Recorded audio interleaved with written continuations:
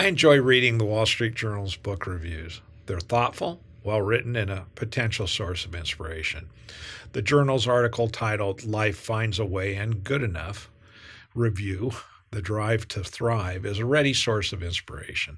The article's essential point is that evolution is a process of solving real-world problems, not achieving abstract ideals. Some solutions are just good enough. So, how can I be inspired by this? Well, for whatever reason, I began to reflect upon my own journey in leading a litigation firm focused on estate trusts and elder financial abuse. It might sound strange, but the article's point is that we are products of an evolutionary path filled with twists and turns, chance events, and accidents. Struck me. We can think about our lives in this way, even for those of us grounded in faith. We set goals that change. Goals with unclear paths and paths that seem to emerge with time. The Wall Street Journal writer notes that the way to evolutionary fitness sometimes involves the need to double back or descend a bit in order to attain the heights. Sometimes you find a new path, but one determined by where you started. So, where did I start my path? I graduated from law school in 1976. A gallon of gas cost 59 cents. The average price for a house was about $13,000. Apple Computer Company was established. Jimmy Carter won the presidency, and the first commercial flights of the Concorde with a cruising speed of 1,350 miles per hour began between London and New York. I just make a little note. I took that flight one time. I didn't know how to practice law. I had to choose between a number of opportunities. So I initially chose wrong for both me and my employer. It just wasn't a fit. I went on to a better fit, a fit that included the opportunity to litigate probate cases, in particular, will contest cases. It was a probate firm, and no one, except me, wanted to go to court to challenge wills. It sounded fun to me, and it was fun, and it was profitable. It's always nice to do what you like to do. By the early 1980s, I'd moved away from will challenges to business and real estate law, and it went well. Still, in the back of my mind, I thought that someday I would return to where I started. The early 1990s brought a few surprises. A brain tumor, for one. Surgery and recovery brought us to a new place. Complications from a drug introduced in 1993 and an FDA-recommended withdrawal in 1994 opened an entirely new world for me. The admonition to walk a mile in someone else's shoes before judging someone suddenly had new meaning. I'd walked a mile in my own shoes with very serious side effects from a prescribed drug. The FDA-ordered withdrawal probably saved my life. It was too late to save the lives of several others who suffered acute liver failure and aplastic anemia. So I'd walked the mile and now understood what it was like to be suffering from the side effects of a prescribed drug. My complaints to my then doctor had been ignored. It was a nurse sitting next to me on an airplane who told me that the FDA was ordering the withdrawal of the drug. Now, that sounds a bit like a twist and turn, a chance event, an accident, a grace, or maybe destiny. Whatever it was, it did change me. I wanted to advocate for those who had been injured by pharmaceutical drugs that were dangerous and ordered pulled off the market. So I became a lead plaintiff in litigation against the drug maker. Then later, FenFen came along and I became a lawyer for those who were injured. I understood what it was like. I'd been there myself. Same feeling, similar danger, different drug. Other mishandled and later withdrawn drugs came along. I continued to fight for those who lost their lives or health from these bad drugs. This was a satisfying part of my career. And then there were other twists and turns. Short-term retirement, a later return to the practice of law, issues from a deceased partner, cleanups, plenty of challenges, changes. On to serving people shattered by the Great Recession, and new cases emerged. Cases about wills, about trust, elder financial abuse. And I gradually steered the ship, and that's our law firm, into these new waters.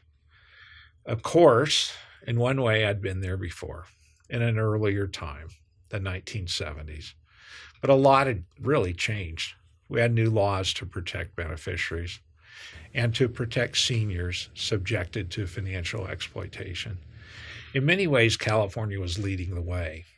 I wanted to be a part of it.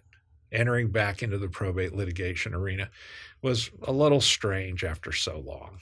I was either not known at all, or if known, my reputation was as a plaintiff's pharmaceutical litigator, or going back a few more decades, a land use lawyer. And I can remember a dismissive comment from a longtime probate attorney that he'd never changed careers like I had. He'd been in estate planning from the beginning. In some ways, I was changing course. Probate litigation was different, and elder financial abuse litigation was, and still is, in its infant stages. In other ways, I hadn't changed at all. I'd fought for thousands of victims of Big Pharma. I'd walked in the same shoes as my clients. I challenged orthodoxy before, and I knew in my heart that old-time estate planners are the poster children for orthodoxy. I approached estate and trust wrongdoing in a different way than they did. The laws were changing. The understanding of undue influence in medicine and law was going through a transformation. California took a new interest in protecting elders, and new laws were passed and implemented. We applied the laws. We believed in a new mission. It said that 1 in 9 seniors report being abused, neglected, or exploited in the past 12 months. 1 in 20 elder adults report some form of financial mistreatment. These people need help. I don't really care that the old guard doesn't believe in the new laws. We've been told several times that we only file these cases to extort money from trustees. Not quite. We file these cases because there's a crisis, and real cases need to be brought to address the crisis. These new laws and new cases should draw advocates. They're needed. I've said that to many young lawyers. Seniors are being abused, and the old ways of protecting seniors are not working. I've written 2 books to shed light on elder financial abuse, as well as abused trust beneficiaries. My books are designed more for families than for lawyers.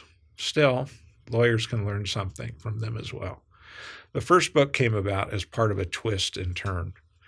We'd opened a studio in our office to video short presentations on estate and trust law, as well as community issues. A friend who happened to be an author told me that after 100 or so videos that there was enough content for a book. And I thought about it. And he was right. And he said he could help. We started to put the book together. My son, Mark Hackard, helped. J.P. Mark, my friend, helped. We hired an editor, and a lot of time and work went on. In late September 2017, The Wolf at the Door, Undue Influence and Elder Financial Abuse, was born or published. The book energized me. It's received really a good deal of national attention. It, I am told, is an important book for understanding elder financial abuse. So it looks like we found a new path. We represent abused trust beneficiaries and families damaged by elder financial abuse against themselves or against a relative.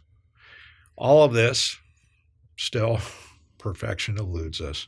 But we're not near base camp, the place that we began. If we can't achieve perfection, we can at least work to be more fit at what we do. Estate trust and elder financial abuse litigation is competitive.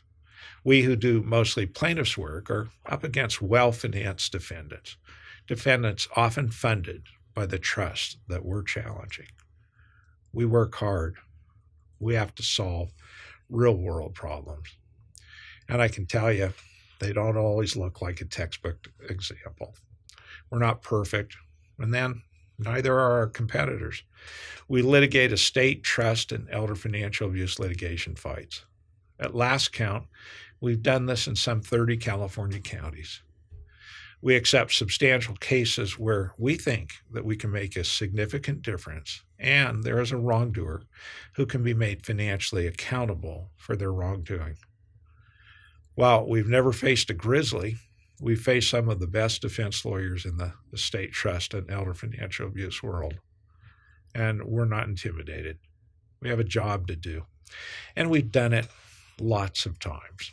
Our key venues include the probate and civil superior courts in Los Angeles, San Mateo, Santa Clara, Alameda, Contra Costa, and Sacramento counties. If you'd like us to hear your story, then call us at Hackard Law, 916-313-3030. You can tell us about your own twists and turns as a beneficiary or an advocate against elder financial abuse. Thank you for listening.